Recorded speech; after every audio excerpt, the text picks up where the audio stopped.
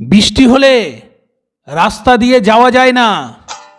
বেহাল রাস্তার কারণে অসুস্থ রোগী অথবা প্রসূতি মাকে হাসপাতালে নিয়ে যেতে গেলে চরম সমস্যায় পড়েন এলাকার লোকজন। শুধু তাই নয়, পাকা রাস্তা না থাকার কারণে গ্রামের ছেলে মেয়েদের বিয়েও হচ্ছে না।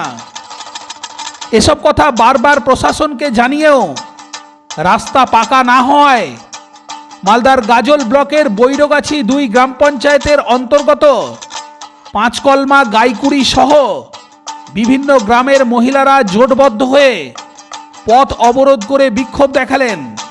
মালদার গাজলের বৈরগাছি 2 অঞ্চলের পাঁচকলমা, গাইকুড়ি সহ পার্শ্ববর্তী গ্রামের সংঘবদ্ধ মহিলারা তীব্র ক্ষোভ প্রকাশ করে বলেন, দুপাশে জমি, মাঝখানে মাটির এই রাস্তা দিয়েই তারা যাওয়া আসা করেন 12 মাস।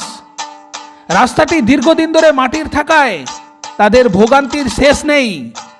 তাদের আরও অভিযোগ, এলাকার জনপ্রতিনিধি থেকে শুরু করে প্রশাসন সর্বস্তর থেকে রাস্তা পাকা হবার আশ্বাস দিলেও কাজের কাজ হয়নি দীর্ঘদিন ধরে।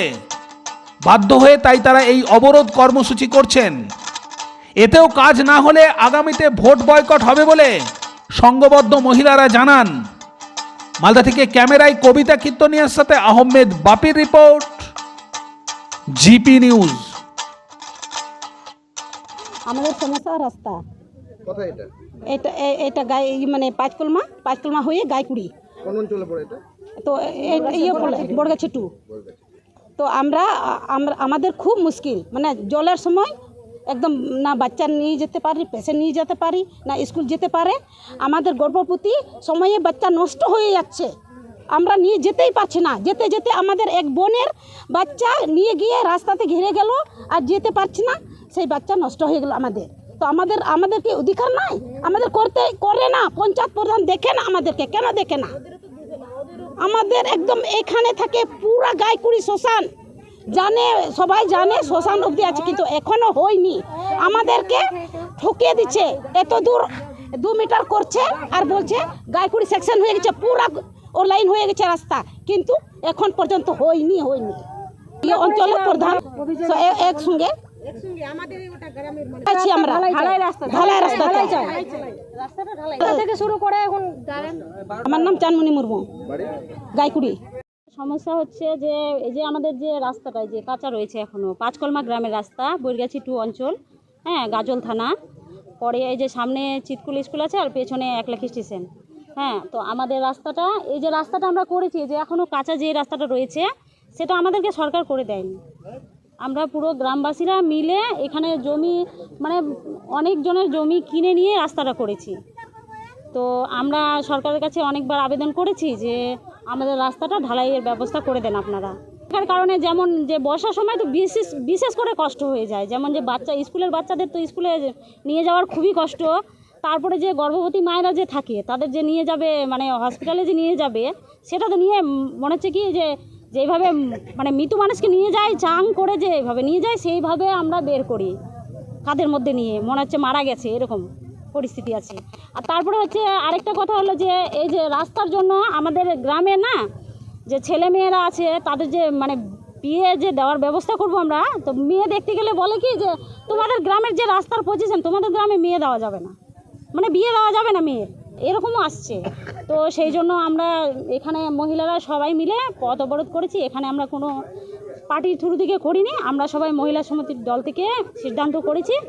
তারপরে হচ্ছে অঞ্চলে গিয়েছিলাম, ওখানে হচ্ছে কাগজ জমা করেছি। তারপরে ব্লকেও গিয়েছিলাম, তো প্রধানের কাছেও গিয়েছিলাম। তো প্রধান আমাদের বিশেষ মানে বেশি রাগ হয়েছে কোনটা, যে প্রধানের কাছে আমরা বললাম যে আপনাদের মানে দৌড়াদৌড়ি শুরু করার পরে এই যে 50 মিটারের রাস্তার ফেলেছে, এখানে কাজ হচ্ছে, তো আমরা কিন্তু সেটা আটকে দিয়েছি, আমরা করতে দিব না।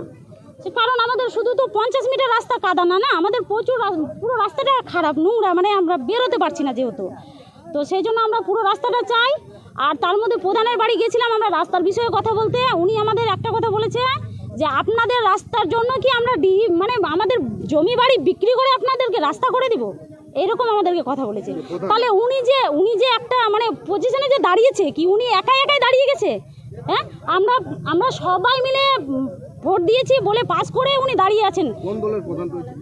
প্রধানটা হলো সিপিএম প্রধানের নাম রেণুকা খাতুন।